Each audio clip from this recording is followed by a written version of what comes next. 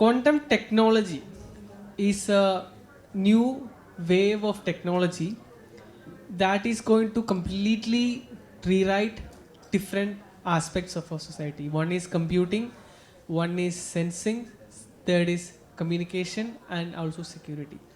So these four core tenets is going to be rewritten. Not just, we probably would have heard about computing, quantum computing. So our main agenda here is to actually delve more into the fundamentals and the other aspects of quantum technology. So I come from a software background, computing background, and Kannan is from a sensing plus a communication background. So we'll be able to hopefully have a good well-rounded session. So Kannan, what I would love to start with is about, we have talked about quantum technology right now. Now, people we here would have heard about something about computing. Now, can you please talk something about sensing? Where are we? Where we use sensing, quantum sensors? Can we use it in an automotive, let's say a vehicle? What is the current landscape of that? Yeah, thank you, Sreekuttan. Thank you, Kerala Startup Mission. It's an honor for me to talk here, and this is, I consider Trivandrum as my hometown, and probably I'm holding mic in Trivandrum after my college days in Trivandrum. So I am representing Augsense lab. We have not started as a quantum sensing startup. We started as an RF remote sensing startup. Then we started using quantum sensing to create USPs to the market which we wanted to penetrate. So now we kind of married quantum sensing and RF sensing together. So let me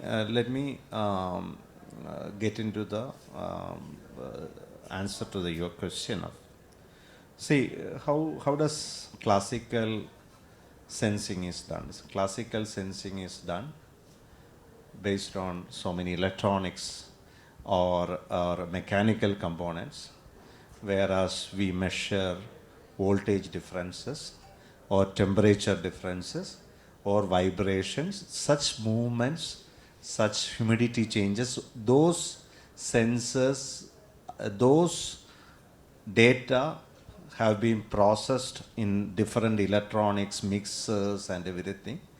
Then only we create into a meaningful data. But in quantum sensing, what we do is, we allow photons or atoms to do that job for us. For example, in the area which Augsense lab focus, we are coming from a technology called quantum. In quantum sensing, there is something called electrometry.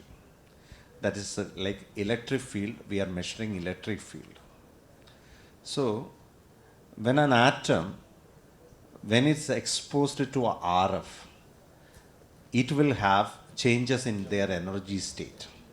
And if we able to sense those minute change, we will be able to achieve high precision sensing, which the classical sensors cannot do it.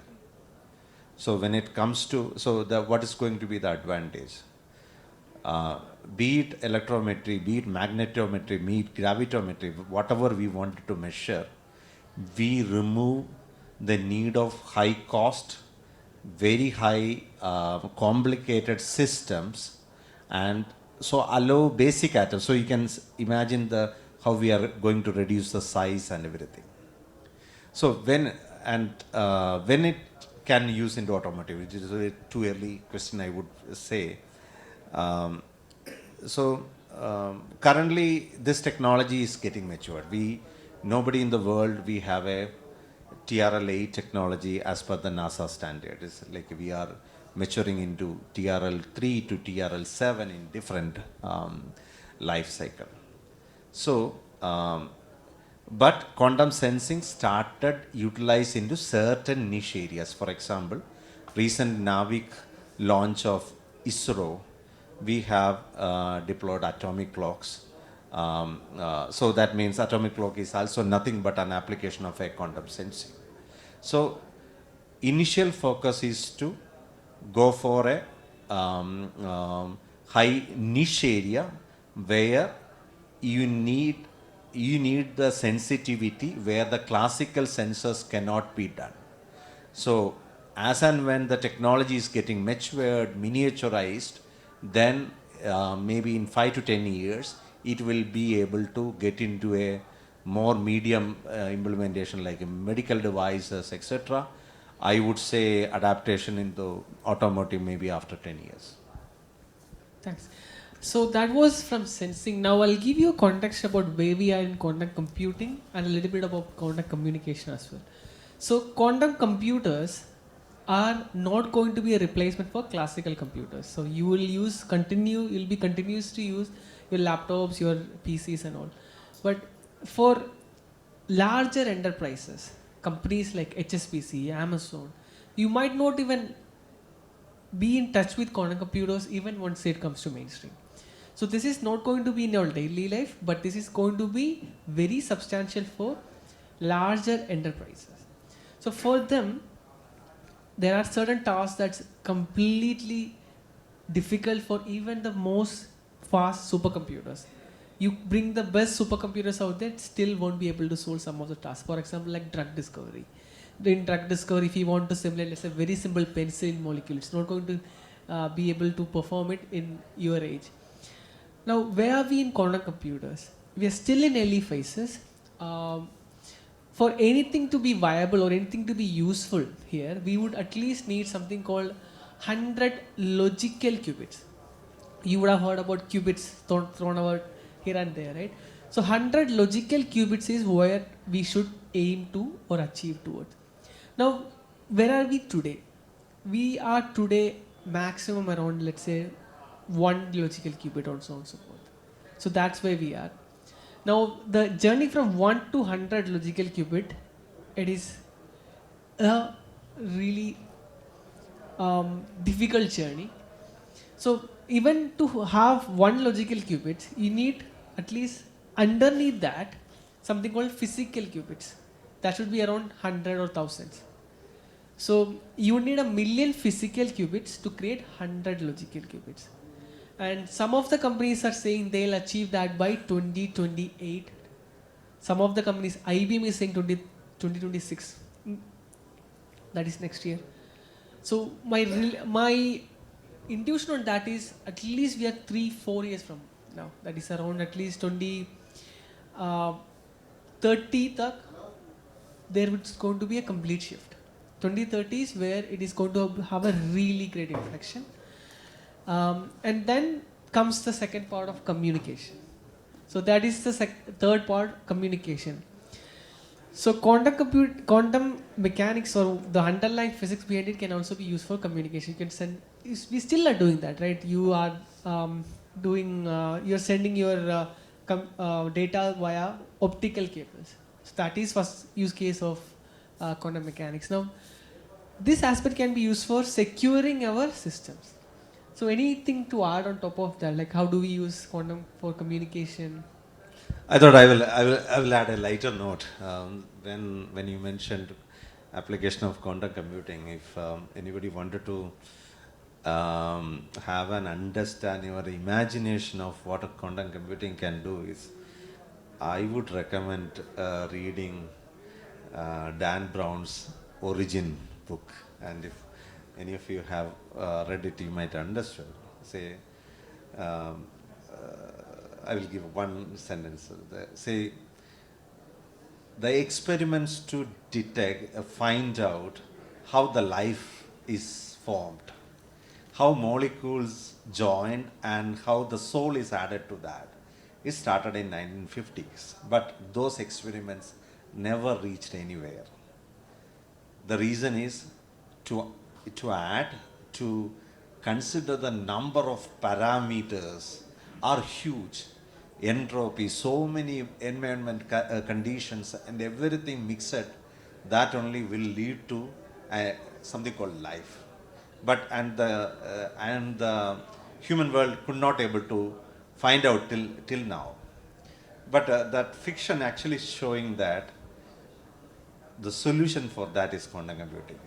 Quantum computing will be able to connect so many environment parameters which the normal computing will be able to handle it.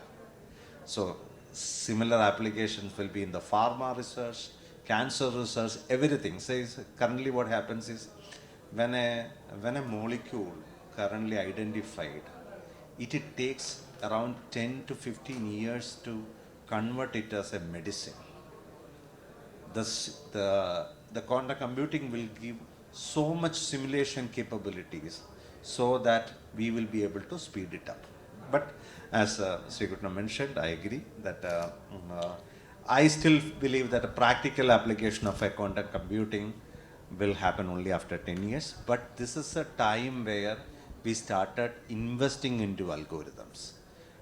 Identifying, because we have a lot of algorithm capabilities, and when the quantum computing platforms are available, we will be able to create systems based on quantum computing with very good algorithms. So the idea that Kannan was mentioning was NVIDIA created GPUs, right? NVIDIA built GPUs. Now, if you were able to use NVIDIA's GPUs, let's say 5 years, 10 years back, and were able to create the chat GPTs of the world, then we would have been a substantial economy right now. And that is the opportunity that we have right now. Quantum computers, QPUs, GPUs, QPUs, GPUs. QPUs are coming up, and building algorithms, it's not a humongous task. It's actually, you just need a pen and paper to build algorithms. You don't need huge QPUs, and QPUs are available on cloud right now. So that is one of the main focus that we as a company is also trying to push. Also, India is also slowly advancing towards that. So coming to the second point of quantum communication or quantum security. So the aspect of quantum computing, I think all of you would have heard about quantum computer is going to break encryption. Everybody would have at least heard that in some sense or other. It is going to break Bitcoin, it is going to break RSA, everything, right? But again, it is still at least 4 to 5 years away, hopefully, or in a worst case, 10 years away. But the whole ecosystem, cybersecurity ecosystem worldwide is preparing for that. In US, there is an agency called NSA.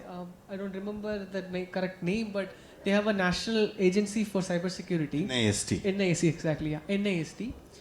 They have set out a roadmap on how to transition, when to transition.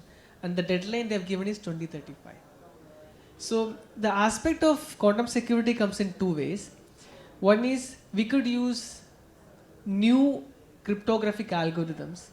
We call it PQC, post quantum cryptographic algorithms. Or we could entirely use quantum systems to secure our system. That's called QKD. So any thoughts on where are we on QKD? How far are we? I am not the expert on QKD and PQC, but having representing space industry here, space industry is going to be one of the first adapter of QKD, not for earth-to-earth communication capabilities, but on the free space, where data is getting transferred from one satellite to another satellite. There we are not worried about the attenuation, we are not worried about the breaking of the communication. That's a place where QKD will have an add. But there are a lot of within the quantum communication firms itself, there is what is the right strategy, whether QKD versus PQC. I have not seen a consensus happening it, particularly in countries like India, where we don't have a optical fiber network which doesn't have disturbances. We have a lot of breaking in the fiber network and everything. So adaptation into the Indian scenario, QKD might take more time. That's what I understood. But free space communication, yes, there is a possibility. Yeah.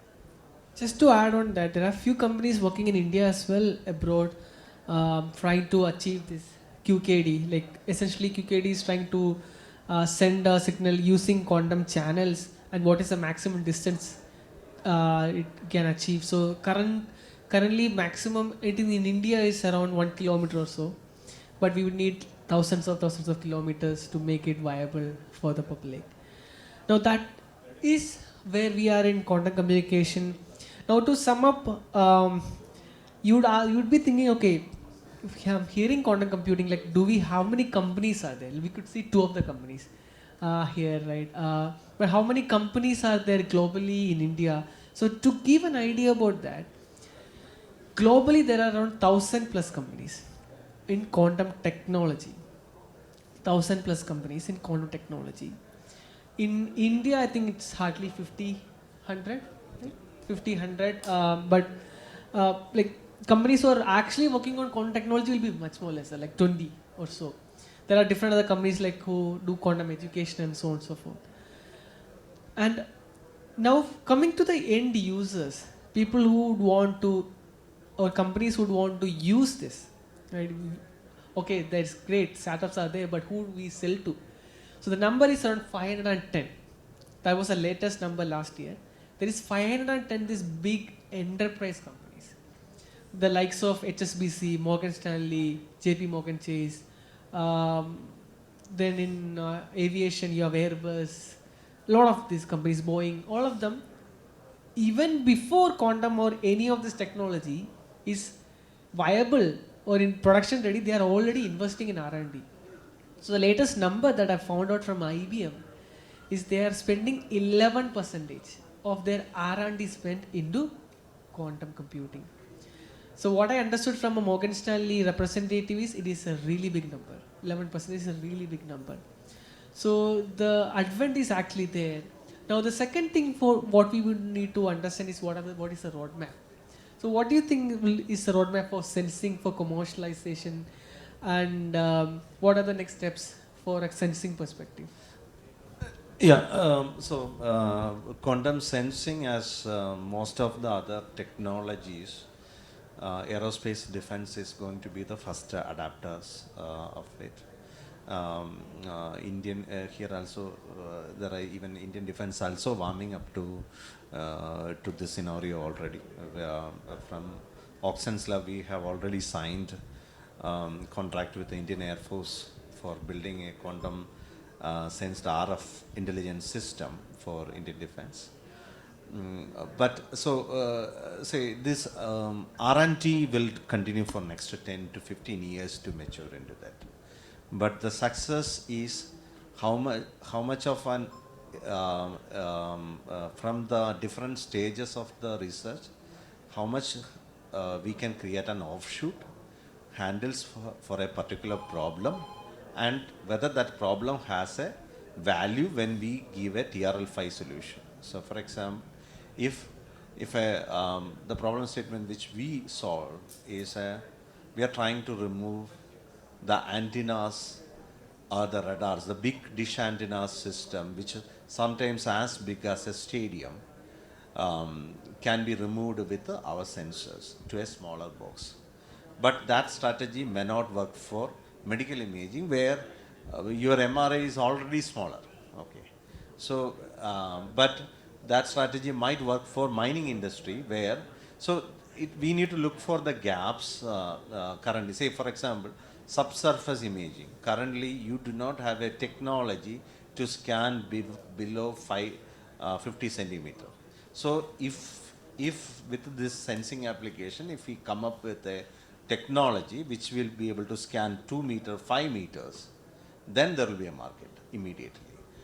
So that research miniaturization will continue for next 15 years. And I believe after 15 years, we will not call it as quantum sensing, we will call it as sensing. And after 15 years, we will not call it as quantum computing, we will call it as computing, and communication as also. And just to give a background about the roadmap for quantum computing as well, the next phase would be, we have 1 logical qubit, can we have 25 logical qubit, 50, 100. So there are a lot of roadmap is around 5 to 10 years. And then on top of it, we would need to build algorithms, and on top of that, we would need to build software. So we as a company work on algorithms and software. We have actually built algorithms that works in current systems, and we are actually looking forward to deploy that as well. In terms of commercialization, again, it is five years away. But the another part is that there is a lot of these companies who are already spending R&D budget on experimentation right now as well. So they're actually buying these QPU credits from cloud to actually experiment a lot of stuff. And let us wind up. I think she was mentioning that we need to wind up fast. What is India's role, and where are we? I think that's one of the most important thing that we need to mention here. Where are we, and how can we as a country become that quantum first nation? Let's say in 10 years. I believe rather than utilizing it as an opportunity here, I believe we have a threat situation. Say when it comes to AI, if you wanted to divide AI into three layers: data, language models, and computing. So currently and the algorithms. Currently, as a country, we have good capability in creating algorithms. But if you do not have ability to create unique data, you don't have an ability to create sensing, or you do not have ability to create computing, or you do not have ability to create communication, we will be just become the users of the AI algorithms which the other world is going to create. We may not be able to replicate a Swiggy Zomato model in AI if we do not have backing of sensing, computing, or communication. So that's what, rather than I believe it as an opportunity, it is a threat for us right now if we do not invest on it. And I think government has already looked into that. National Quantum Mission, I'll sum it up with that. Indian government is really pushing for quantum. National Quantum Mission has been announced to last year. It is a 6,000 crore budget, and there is 4 hubs in different institutions: IIT Madras, IIT Delhi, IIT Madras, Delhi, Bombay, and then IISc. So this institution has these hubs for different technologies, materials, sensing, communication, computing, and we are putting a lot of money. And there has been a roadmap as well released by Niti Aayog. So I think we are in a really good direction. If we as a community starts to push towards this direction, I think within 2035 we'd be able to be the quantum first economy. So that is sums up from my part. Any last words from Kannan? No, I share with that. So now there are a lot of signs of funds coming, but that's going to be the decision maker. If we are able to put fund into R&D, we might be able to accelerate. Also, it also need to be supported with say for example, the backbone of all these things are photonics and photonics industry, and that's also in very nascent stage in this country. So again, going back to the semiconductor and photonics, we have some momentum in semi area, but in photonics we have not invested, and there is a chance that photonics might replace electronics in future. So in that case, maybe Rajshri teacher is available here, but we have to invest on photonics in schools, colleges, wherever it is. So it was difficult for us to cover the whole technology area, but I hope we had done a good job. I think that's all from our part. Thank you. Thanks a lot.